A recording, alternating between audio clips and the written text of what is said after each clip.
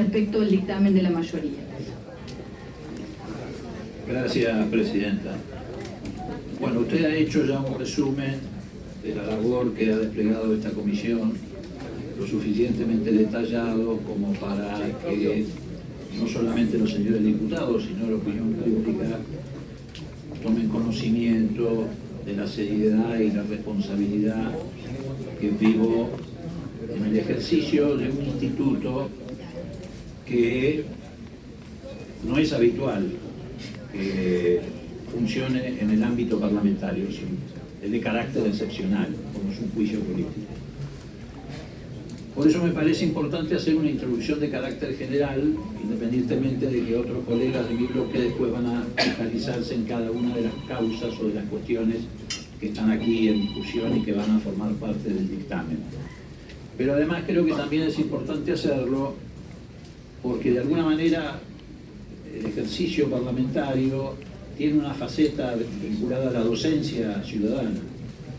Y también porque cuando se inició esta etapa se quiso confundir a la opinión pública haciéndola aparecer como un acto supuestamente arbitrario, revanchista o de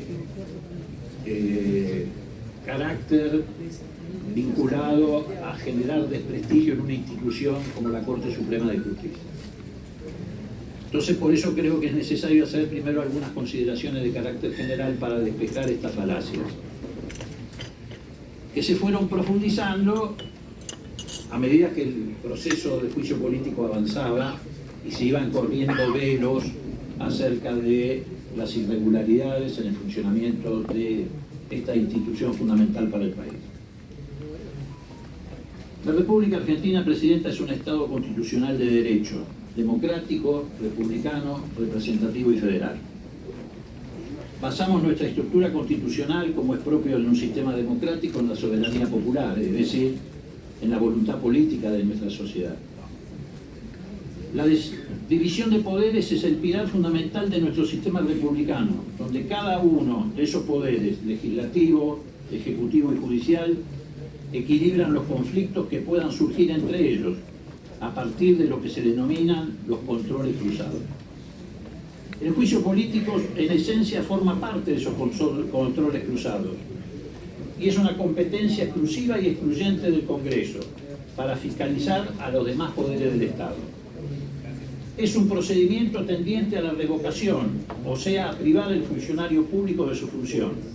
No persigue una sanción penal y procede ante un supuesto de mal desempeño o delito en el ejercicio o de su función o crímenes comunes.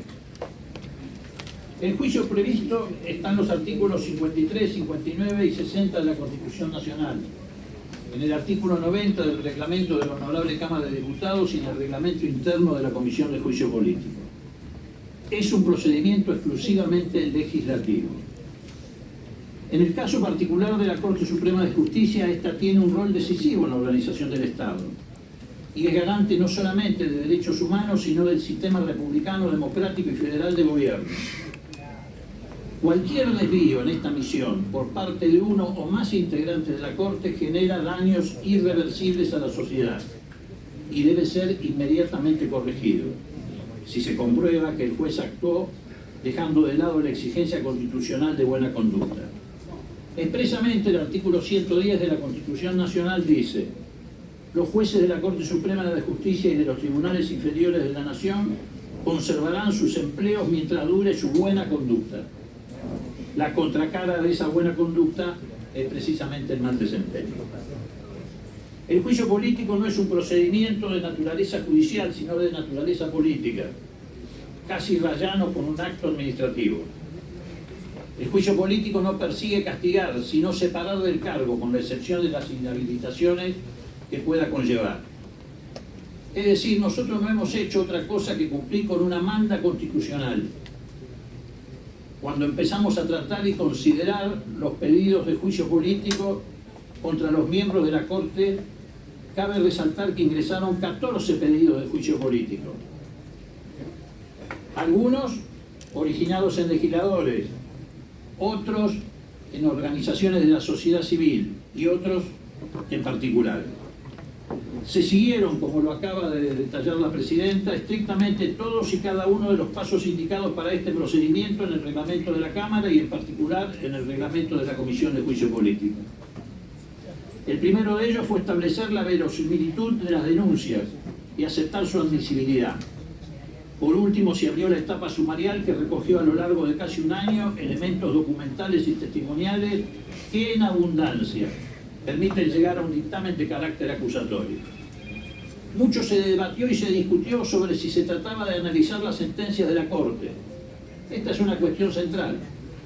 Desde ya que nos está vedado hacer un análisis jurídico de las sentencias, pero lo que sí nos está permitido, y es casi una obviedad, es analizar y juzgar si esas sentencias se transformaron en objeto e instrumento de una grave desviación de poder. Y nosotros no tenemos en los casos examinados ninguna duda respecto a que se incurrió en esa grave conducta.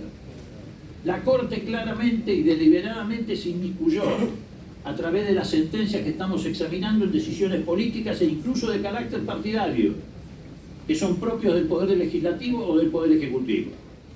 Esa incursión tuvo particular relevancia en la causa denominada 2x1, en el fallo Colegio de Abogados referido al Consejo de la Magistratura y en el caso de la coparticipación. Una consideración aparte merece el tema del control sobre la obra social. En todos ellos el dato destacado es precisamente el mal desempeño, cuya calificación no implica una censura ideológica ni la posibilidad de modificar la sentencia. Pero sí se trata de un mecanismo a partir del cual se controla el ejercicio necesario del poder y se pone fin a las inconductas actuales o pasadas de ciertos magistrados. Los institutos de caducidad y prescripción no resultan aplicables a la institución del juicio político. Se juzga a personas que entregan el tribunal y no a la Corte como institución, que precisamente hay que preservarla de la desviación que las personas llevan adelante en el ejercicio de su cargo. Reiteramos que en nuestro régimen republicano se han repartido las funciones del Estado: legislar, ejecutar y juzgar, de modo tal de que ninguna de estas pueda ser avasallada por otro poder, ni mucho menos se admite la sumatoria de facultades en uno solo de ellos. El Poder Ejecutivo puede vetar una norma que sanciona el Congreso. Los jueces pueden declarar la inconstitucionalidad en casos particulares sometidos a su jurisdicción. Y el Congreso debe velar por el buen desempeño de las funciones que integran los restantes poderes. La Corte no puede actuar suponiendo que la Constitución no rige para ella y que puede disponer por sí, para sí, de lo que se le ocurra, particularmente respecto a sus propios poderes y competencias, porque ello deriva en una conducta antidemocrática y autoritaria negadora del necesario diálogo institucional que somete a la República a tensiones. En los últimos tiempos, los mayores esfuerzos de la Corte parecieron dedicados a entrometerse en temas de política partidaria, creando un estado de incertidumbre y fabricando conflictos institucionales donde no los había. La Corte no puede actuar como si fuera un constante contradictor de las decisiones del Congreso y del Poder Ejecutivo, porque esto la enfrenta con el instituto básico de la democracia, que es la soberanía popular. Soberanía popular a la que los otros órganos del Estado sí están sometidos periódicamente, a diferencia de la Corte. Pero el hecho de que la Corte no lo esté está lejos de otorgarle impunidad. Tampoco es algo así como una tercera cámara legislativa derogando leyes generales que no le agradan o dictando las que la reemplazan, como ocurrió en el caso del Consejo de la Magistratura. No es árbitro de controversias políticas entre partidos, oficialistas o opositores, independientemente del lugar que ocupen en distintas instancias electorales. Particularmente en el caso de medidas cautelares es muy obvio la velocidad con las que admite aquellas que provenían de la oposición de aquel entonces y la lentitud que tiene para resolver las que se originan en el oficialismo de hoy. Podríamos hacer una enumeración de estos comportamientos comúnmente denominados doble vara. Los jueces deben evitar cualquier implicación con centros de poder partidario o de negocios que puedan condicionar el ejercicio de sus funciones o empañar de algún modo su imagen. Este proceso que hemos llevado adelante ha puesto de manifiesto que la Corte interviene en decisiones políticas, y esa es una de las razones que fundamentan nuestra convicción de que han incurrido en mal desempeño por desvío de poder. Todos los estamentos del Poder Judicial poseen una instancia revisora de sus sentencias, con excepción de la Corte Suprema de Justicia. que no tiene instancia superior que la revise. Por esa razón el juicio político es un instituto fundamental, porque reiteramos es la única instancia para establecer si ha habido desvío de poder, error judicial reiterado y un error judicial con consecuencias gravísimas para el sistema institucional. El desvío de poder es la más grave de las conductas porque utiliza la potestad que le es otorgada al juez para resolver conflictos conforme a derecho con una finalidad distinta, que según el caso puede ir desde imponer su particular visión de la sociedad o favorecer o perjudicar a una persona o a una institución determinada. Para salvar definitivamente una discusión que podría asimilarse a la historia del huevo y la gallina respecto a la facultad o no de examinar sentencias, quiero traer a colación una intervención de la diputada Vanessa Siley, que el 9 de febrero del 2023, en una de las reuniones de esta comisión, dijo expresamente, y paso a leer: me voy a referir al contenido de las sentencias. No se puede juzgar a un juez o jueza por el contenido de su sentencia. Es un principio que está contenido en algunas leyes, principalmente en la ley del Consejo de la Magistratura. No cuando se refiere a jueces de la Corte, sino cuando hace alusión a magistrados de las otras instancias judiciales.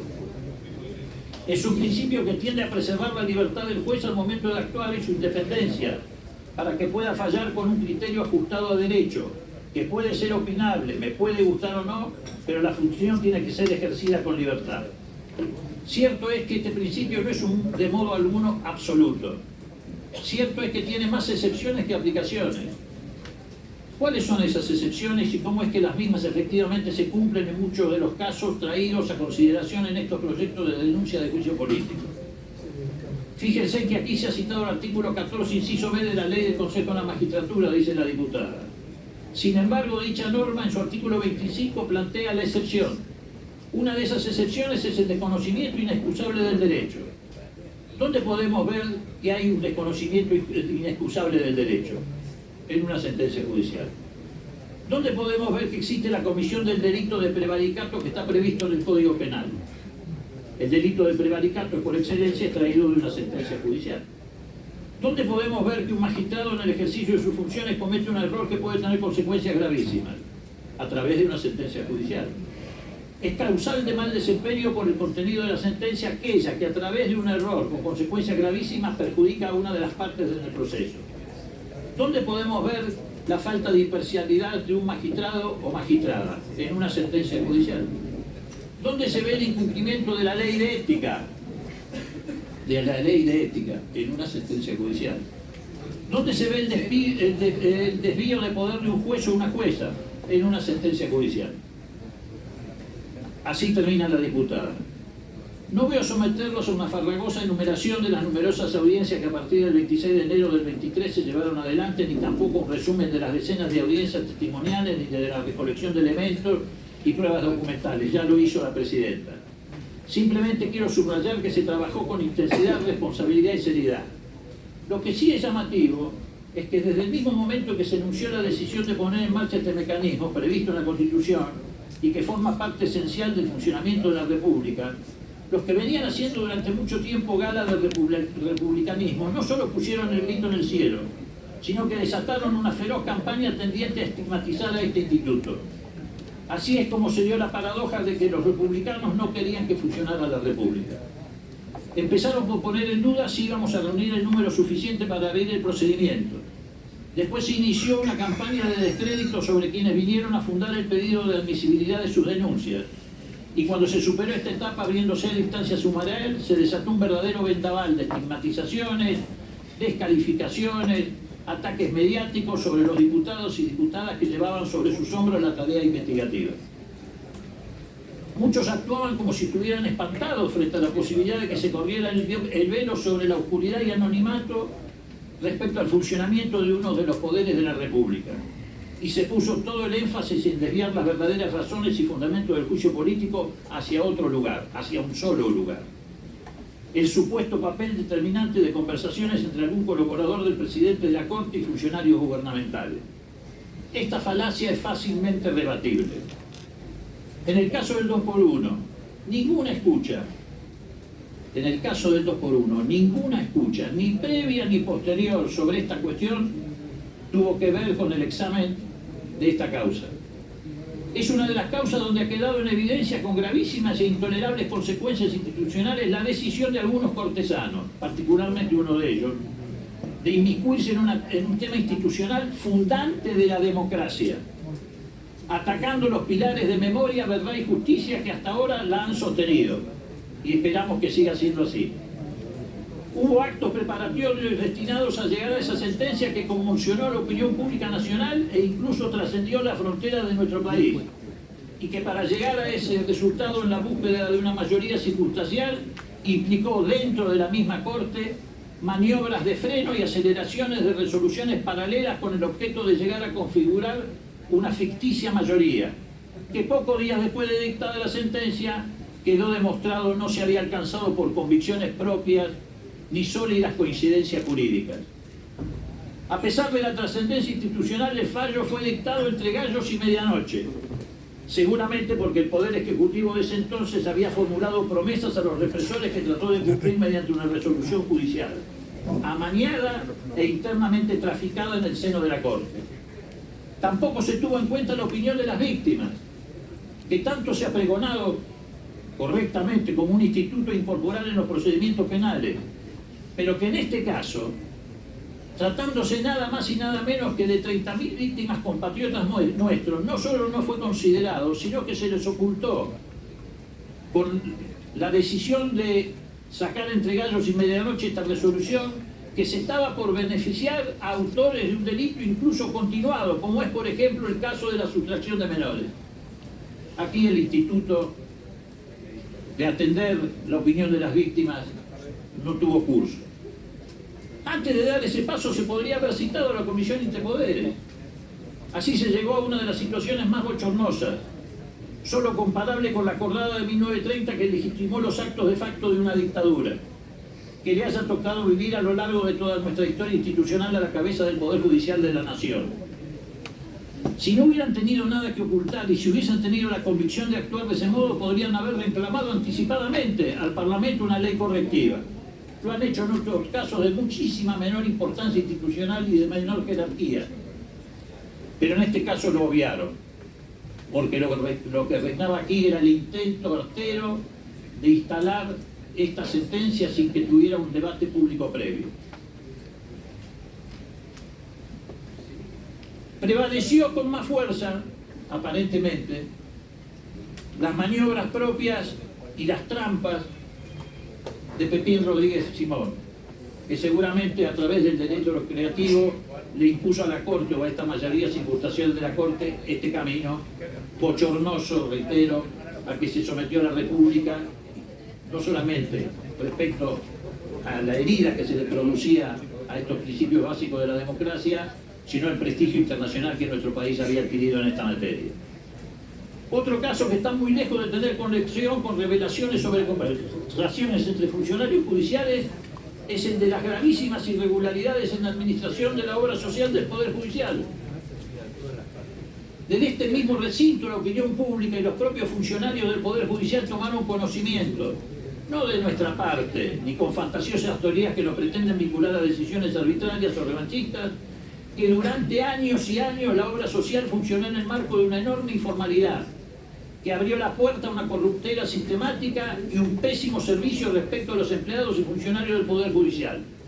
No lo dijimos ni siquiera nosotros. Lo dijo en una especie de autoconfesión un ministro supervisor de la propia Corte, que a lo largo de 13 años tuvo esa función, lo que no exime de responsabilidad al resto de los miembros de ese tribunal bajo cuya dependencia funciona la obra social. También fue verbalizado en 2 audiencias testimoniales que conmovieron a la estructura del Poder Judicial, nada más y nada menos de quien, o por parte de quien fue por muchos años administrador general de la Corte, que no solo ratificó esas irregularidades, sino que llegó además a afirmar que había sido amenazado por represalias, que efectivamente se produjeron.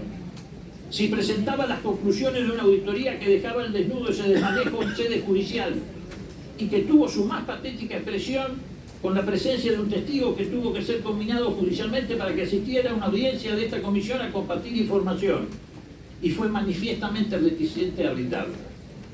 También pocas veces a lo largo de la historia del Poder Judicial argentino se conoció y se vivió un momento tan intenso de vergüenza colectiva. Si esto no es mal desempeño en el ejercicio de la función, entonces ¿qué es mal desempeño? Lo mismo vale para la denominada causa Consejo de la Magistratura, sobre cuyas irregularidades entenderá uno de mis colegas. Es cierto, por último, que llegamos al inicio de este juicio político en el marco de graves tensiones institucionales, que podían dar pie a pensar de que se tomaba una decisión, reitero, de carácter arbitrario o partidario. Porque llegamos en los meses en que se había producido poco antes el atentado contra la vicepresidenta de la Nación. Llegamos en el momento en que se había producido el conocimiento, no de los chats, sino de la información periodística acerca del viaje del Lago Escondido, que nunca fue examinado ni en el ámbito del Consejo de la Magistratura, a impulso de su nuevo presidente autoproclamado, ni en el ámbito de la Corte Suprema en materia de superintendencia. Y llegamos también en el momento que se produjo una especie de sucesión de sentencias de carácter esencialmente político. Respecto al intento de asesinato de la vicepresidenta, esto tuvo un impacto muy fuerte desde el punto de vista institucional en el ámbito jurídico. ¿Por qué? Por lo que ocurrió después, presidente. Efectivamente, una vez más el Poder Judicial demostró no su ineficacia, sino la decisión de garantizar impunidad. A pesar de tratarse de una circunstancia gravísima, no se avanzó en una investigación que profundizara en las pistas vinculadas al financiamiento de ese atentado por parte de quienes aparentemente por su especialidad de financiar van a volver al gobierno en esa área. Ni se avanzó en la instigación, a pesar de que otros jueces de la Nación lo sugirieron en resoluciones judiciales, como el caso del doctor Martínez de Giorgi, que sugirió de entrada que la causa vinculada al intento de asesinato de la vicepresidenta de la Nación fuera llevada adelante en el mismo expediente en el que se estaba investigando la aparición de un grupo violento que de pronto irrumpió en la escena política de la Argentina. No se transitó ese camino. Y eso tiene consecuencias, no solamente en la impunidad en la que quedan quienes fueron inspiradores y quienes financiaron, sino en que ese grupo violento ha reaparecido en la escena política de la Argentina, señora Presidenta. Tanto ha reaparecido que este grupo denominado Revolución Federal ha tenido una participación activa en este proceso electoral. Pero ¿cuál ha sido su participación? Anterior a la elección y posterior a la elección. Amenazar de manera indiscriminada al sistema político.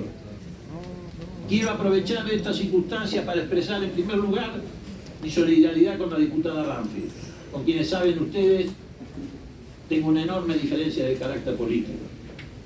Por supuesto, me caben las generales de la ley, quiero expresar solidaridad y sé que lo han expresado diputados de otras bancadas con la actual presidenta de la Cámara de Diputados, que también fue víctima de ese tipo de ataques, como lo han sido muchos dirigentes políticos de distintos sectores políticos, porque la violencia no va dirigida, como algunos creen, a un solo sector de la política argentina. Cuando la violencia se desata y sobre todo cuando siente que puede tener respaldo institucional, va contra la democracia.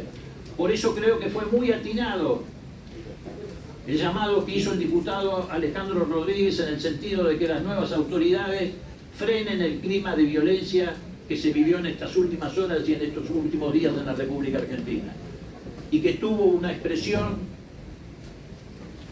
terriblemente importante por la significación de quien la tuvo o quien la verbalizó, y además terriblemente dañosa para nuestro sistema institucional, que fue cuando el expresidente Macri llamó a la formación de cuadrillas juveniles para salir a enfrentar en las calles a quienes van a ejercitar su facultad de expresarse libremente.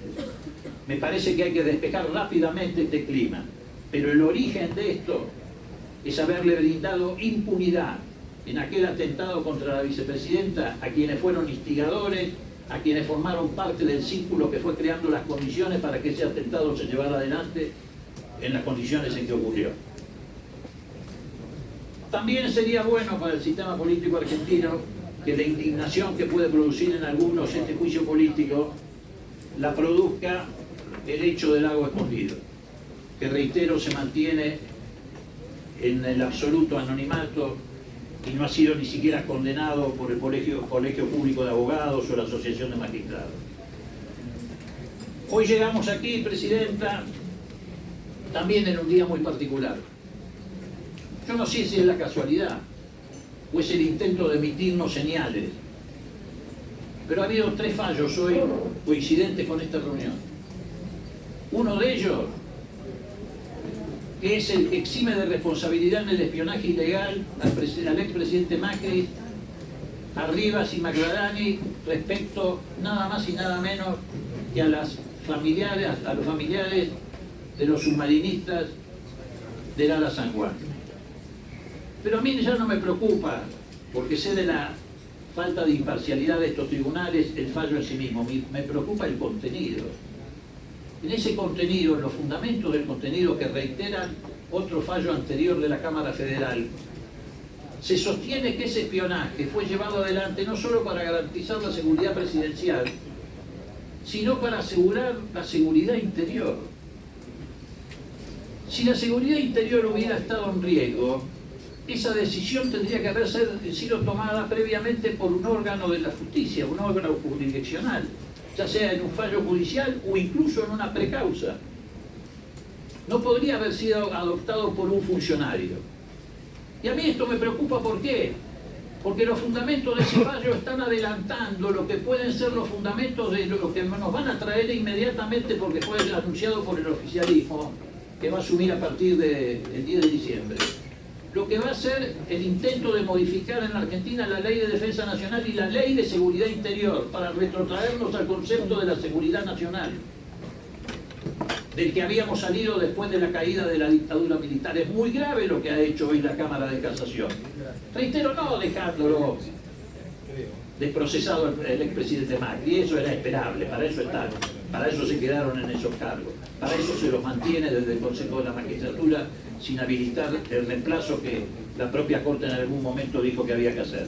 Lo que es grave es el fundamento, porque se adelantan con un fundamento judicial a una modificación de la ley que nosotros todavía no hemos hecho y espero que no hagamos nunca en el Parlamento argentino, para no volver a esas épocas aciagas de la dictadura militar, donde sobre la base del concepto de la seguridad interior se le permitía a los organismos de seguridad intervenir en la vida ciudadana de los argentinos.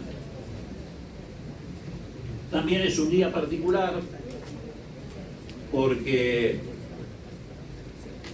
otro órgano jurisdiccional adoptó una decisión que también era esperable respecto a las causas que involucran a la vicepresidenta. Otra vez la doble vara, uno afuera, otro adentro. Y por último, porque me toca de cerca en mis fanatismos deportivos, no puedo dejar de señalar la insólita decisión de suspender las elecciones en Boca. Ya a esta altura del partido cualquier cosa es esperable de este Poder Judicial. 5 días faltan para la elección. Yo sé que el expresidente Macri está muy interesado en ese resultado porque está interesado en un gran negocio, que es que los clubes de fútbol en Argentina se transformen en sociedades anónimas. Ya tiene cerrado, o cree tener cerrado con el catarí ese negocio. Pero la verdad es que de manera tan descarada no pensé que iban a actuar frente a una circunstancia de este tipo, que puede parecer menor, que puede abarcar simplemente a un sector de la sociedad que se identifica como socio de un club de fútbol, pero que debe también llamarnos la atención, porque el próximo gobierno ha dicho que acompaña la teoría de generar condiciones para que esos clubes de fútbol se transformen en sociedades anónimas. No vaya a ser que esta postergación de la elección tenga que ver con un acuerdo posterior a la asunción del nuevo gobierno, donde se termine interviniendo la AFA y se termine interviniendo los clubes para llevar adelante esa posibilidad. Por último, quiero solidarizarme con mis colegas que han sido víctimas de un fuerte vapuleo mediático Quiero felicitar a la presidenta de la comisión y sus colaboradores por el esfuerzo que realizaron y el temple con el que condujo casi un año de audiencias, dando lugar a todas las expresiones y a un amplio debate. Incluso les quiero agradecer a los diputados de la oposición, que aún con puntos de vista diametralmente opuestos a los nuestros contribuyeron al funcionamiento de este instituto de juicio político. No me he sentido agraviado en lo personal por ninguna de sus expresiones. Y además son propias de un debate parlamentario. En todo caso, los agravios uno sabe que vienen de los poderes fácticos. Y para esos agravios estamos preparados desde hace muchísimos años que iniciamos nuestra militancia. Voy a firmar este dictamen acusatorio con la mayor convicción. ¿Por qué? Porque la democracia de vez en cuando merece el reconocimiento de ser el único sistema político que aún con avances y retrocesos se perfecciona a sí mismo. Ojalá en el futuro inmediato nadie intente recortar esta virtud. Gracias, presidente.